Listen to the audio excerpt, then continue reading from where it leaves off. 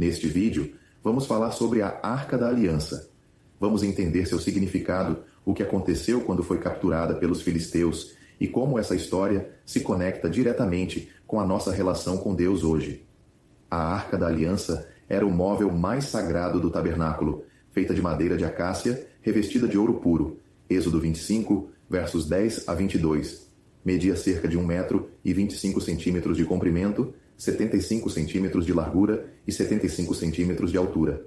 Continha as tábuas da lei, um vaso com maná e a vara de Arão que floresceu. Hebreus 9, verso 4. Sobre ela estava o propiciatório de ouro com 2 querubins, simbolizando a presença de Deus entre o seu povo. Espiritualmente, representava o trono da graça, onde Deus se encontrava com o sumo sacerdote, apontando para o Senhor Jesus como nosso mediador e o cumprimento da lei. A idolatria sempre foi um problema na história da humanidade. O apóstolo Paulo disse que, dizendo-se sábios, tornaram-se loucos e mudaram a glória do Deus incorruptível em imagem. Romanos 1, versos 22 e 23. Ezequiel condenou os ídolos sórdidos dos exilados na Babilônia, mas a história que vamos analisar agora é ainda mais surpreendente. Quando a Arca da Aliança foi capturada e levada ao templo de Dagon, algo extraordinário aconteceu. E quando os de Asdod se levantaram cedo no dia seguinte, eis que Dagon estava caído com o rosto em terra diante da Arca do Senhor. 1 Samuel 5, verso 3. A cena irônica continua quando no dia seguinte, Dagon não apenas cai novamente, mas agora está sem cabeça e sem mãos.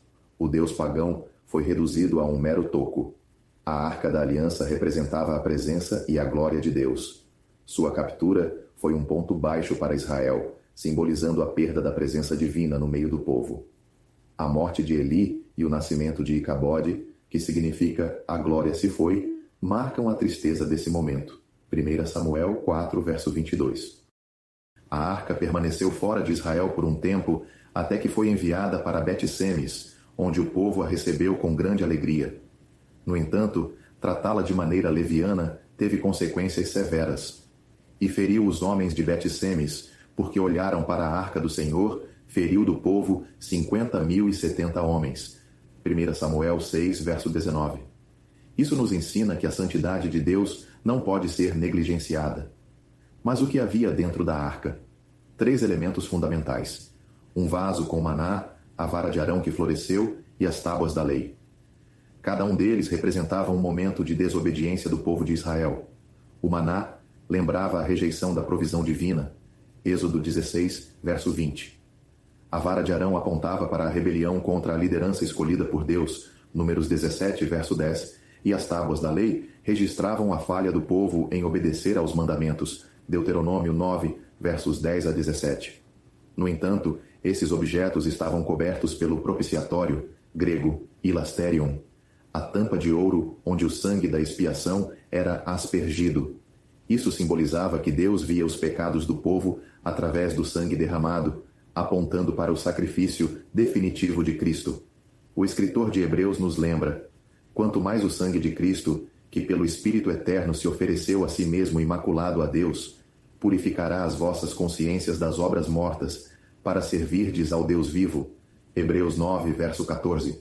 Pregar que a salvação pode ser perdida é como abrir a arca e ignorar a eficácia do sacrifício de Cristo. Quantas pessoas hoje vivem sem a segurança da salvação porque não compreendem essa verdade? A Arca da Aliança desapareceu da história, mas sua lição permanece viva. A exortação de Hebreus continua: aproximemo-nos com verdadeiro coração, em plena certeza de fé, tendo os corações purificados da má consciência e os corpos lavados com água limpa. Guardemos firme a profissão da nossa fé, sem vacilar, porque fiel é aquele que prometeu. Hebreus 10, versos 22 e 23. A lição é clara: precisamos honrar a presença de Deus em nossas vidas, compreender a segurança que temos na salvação e viver com reverência diante da sua santidade. Que possamos permanecer fiéis e confiantes no poder do sangue de Cristo.